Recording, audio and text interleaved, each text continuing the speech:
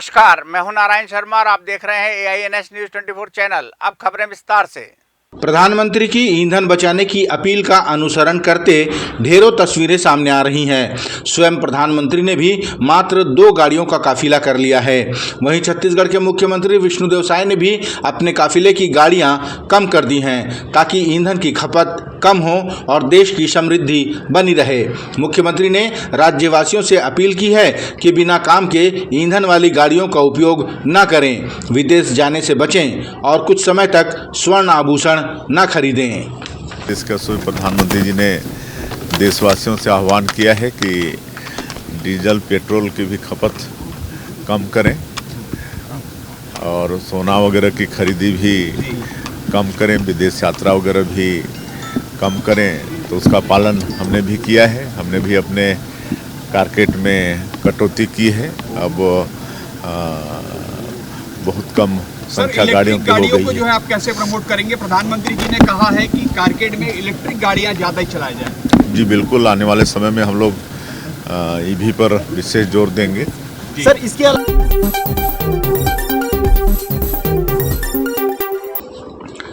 दुर्ग जिले के कुम्हारी में शॉर्ट सर्किट की वजह से घर में आग लगने और सिलेंडर फटने से एक ही परिवार के 4 सदस्यों की दर्दनाक मौत हो गई। जिला प्रशासन की टीम ने घटनास्थल का निरीक्षण किया। साथ ही स्वास्थ्य मंत्री, शिक्षा मंत्री और सांसद भी वहां पहुंचे। सभी ने मृतकों के परिजनों से मुलाकात की। प्रशासन ने राहत कार्य में तत्परता के निर्देश दिए।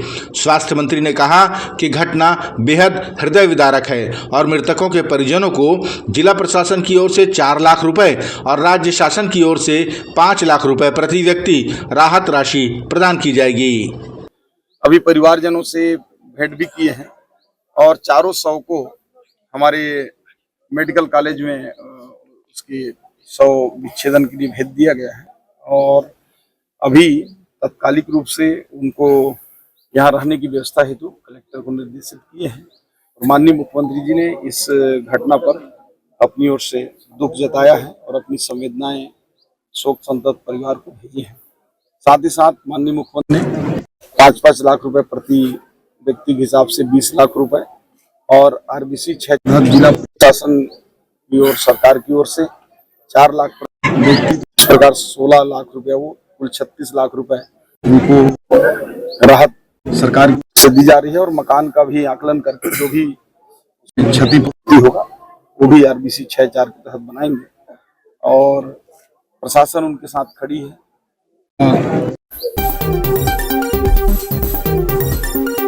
राजधानी रायपुर के खमारडी थाने के अंतर्गत आने वाले ज्वेलरी शॉप में बीते शनिवार और रविवार को हुई चोरी के मामले में गांधीनगर क्षेत्र के नाबालिगों का हाथ होना पाया गया, जिसमें एक को पुलिस ने जब गिरफ्तार किया तब दूसरे नाबालिग ने भयवश घर में फांसी लगाकर आत्महत्या कर ली। पुलिस ने शक के आधार पर उसके घर में ताला लगा दिया था, लेकिन मृतक नाबालिग ने छज्जे से घर में प्रवेश किया और फांसी लगा ली। बता दें कि इस चोरी की वारदात को पुलिस ने चुनौती के रूप में स्वीकार किया था और 40 सदस्यीय टीम इसकी जांच कर रही थी। मृतक के शव को पोस्टमार्टम के लिए भेज दिया गया है। छत्तीसगढ़ में शासकीय दफ्तर रिश्वतखोरी का अड्डा बनते जा रहे हैं। ऐसा ही एक मामला जनपद पंचायत गौरेला में सामने आया, जहां पदस्थ तकनीकी सहायक तरुण ताम्रकर ने पशु शेड के मूल्यांकन के नाम पर 5,000 रुपए की रिश्वत मांगी है। ये आरोप पीड़ित हेतराम राठौर ने लगाया है। हेतराम ने रिश्वत देने का वीडियो भी बनाया है। सबूत के तौर पर मैं फिर जो है जो राशि दिया हूँ 5,000 में से मेरे पास 4,000 ही थे। मैं बोला कि बाद में फिर दे दूंगा सर। तो मैं तकनीकी सहायक को ऊपर छत में मेरे को बुला करके जनपद पंचायत के मनरेगा ऑफिस के बगल से छत में मेरे को बुला करके जो है 4,000 रुपए लिए गए, जिसको मैं जो है अपनी बुद्धिमत्ता से उसके दुर्व्यवहार को देखते हुए वीडियो बना करके रख लिया। और उसके बाद मेरे को फिर बहुत दिन से घुमा फिरा रहे थे और अभी तक जो है फाइल पूरी नहीं हो पाई है। पीड़ित पूर्व में आवास मित्र रहा है। उनका आरोप है कि पैसे देने के बावजूद उनकी फाइल लंबे समय से लंबित है और काम पूरा नहीं किया गया। छत्तीसगढ़ में जब भी चुनाव होता है तो सरकार बनने में सरगुजा संभाग हमेशा निर्णायक भूमिका निभाता आया है, लेकिन आज भी उस संभाग के कई गांव विकास से कोसों दूर हैं। कई गांव में आज भी बिजली, सड़क और पीने का साफ पानी नहीं है। अस्पताल तो दूर की बात है। यह है जनपद पंचायत लखनपुर के सकरिया पंचायत का आश्रित गांव बैंदो खोरा, जो लुंड्रा विधानसभा में आता है। यहां के ग्रामीणों ने बताया कि चुनाव के समय जनप्रतिनिधि बड़े बड़े वादे करते हैं, लेकिन 5 साल तक शक्ल नहीं दिखाते। वोट लेने के लिए बस आता है, एक बार आता है वोट से पहले, फिर वो खोद के रास्ता वगैरह को उसके लिए बना देते हैं आने के लिए हम लोग पर्सनल, तो उसका भी वो कुछ नहीं, उसको हम लोग कुछ भी नहीं बोलते हैं। हम लोग उसके लिए हम लोग रास्ता बना देते हैं, फिर आता है, फिर वो चला जाता है, फिर दोबारा कभी मुड़ के नहीं आता है। कौन है विधायक? अभी हम लोग का प्रबोध मिंज है। गांव में पहुंचने के लिए पक्की सड़क नहीं है, उन्हें नदी पार करके आना जाना पड़ता है। बारिश में जब नदी का पानी बढ़ जाता है तो ये भी बंद हो जाता है। बच्चे स्कूल नहीं जा पाते, इलाज के लिए भटकना पड़ता है। हमको तो अभी सर लाइट चाहिए, प्रबोध मिंज के द्वारा से तो लाइट नहीं मिला है। आपको रोड चाहिए, हमको जाने के लिए महिला गर्भवती होती है तो ढोक लेते हैं, उसके लिए हमारे सुविधा के लिए एम्बुलेंस भी नहीं आने पाती है, इसी के लिए हमको रोड चाहिए पड़ता है। कई प्रकार का होता है, पानी का भी सुविधा नहीं है और लाइट का भी सुविधा नहीं है, रोड का भी सुविधा नहीं है। गांव में आंगनबाड़ी नहीं होने से बच्चे प्रारंभिक शिक्षा और पोषण से भी वंचित हैं। ग्रामीणों ने बताया कि कई बार आवेदन दिया गया, लेकिन कोई काम नहीं हो पाया है। जब हम सरकार से बार बार हम मांगते हैं रोड, तो जहाँ भी हम आवेदन डालते हैं वो लोग आवेदन लेके कहाँ जाते हैं, कहाँ रखते हैं पता नहीं। सिर्फ वो लोग समस्या सुनते हैं, सुनने के बाद में वे लोग आज तक हमारी मांगों को पूरा नहीं किए हैं। राजनांदगांव में 3 साल पूर्व शुरू हुए अंडर ब्रिज का काम आज पर्यंत तक पूरा नहीं हो पाया है, जिसके चलते ओवरब्रिज में यातायात का दबाव लगातार बढ़ता जा रहा है और दुर्घटनाएं हो रही हैं, जिसके चलते वर्ष 2025 में 6 लोगों की मृत्यु हुई है।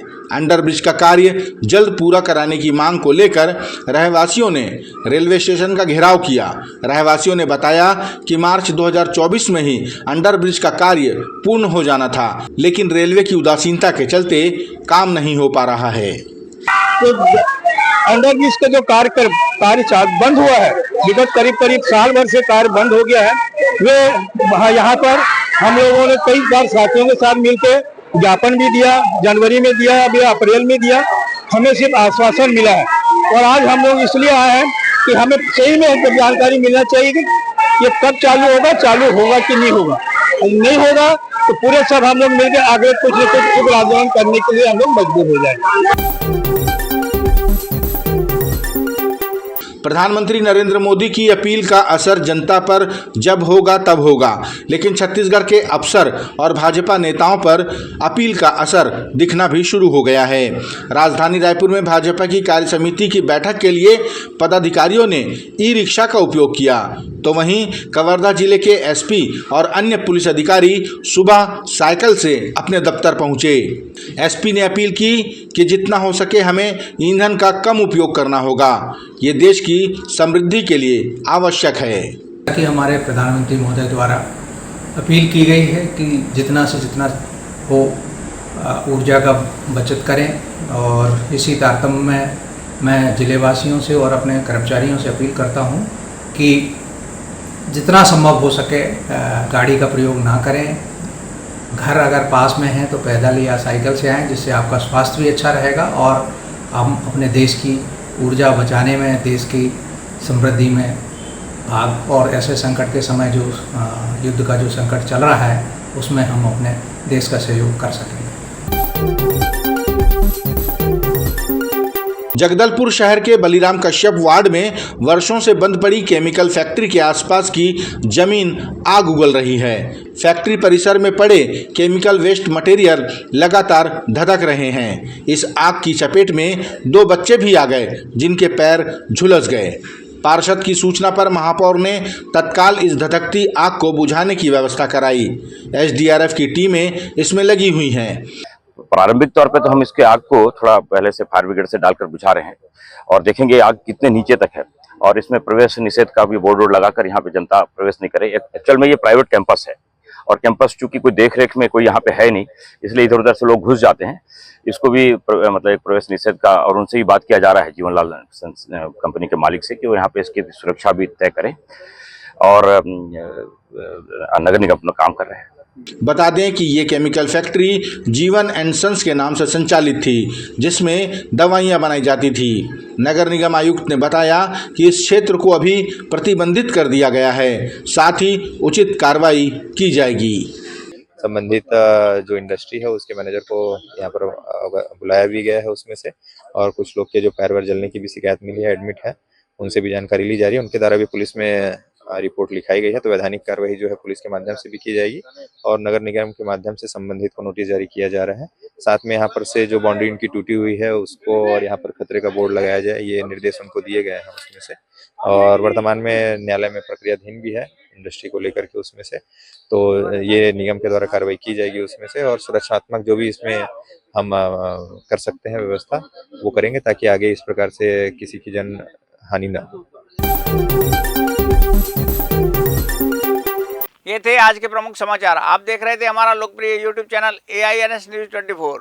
अब हमें इजाजत दीजिए, कल तक रोजाना की ताज़ा खबरों के लिए आप देखते रहिए हमारा लोकप्रिय यूट्यूब चैनल।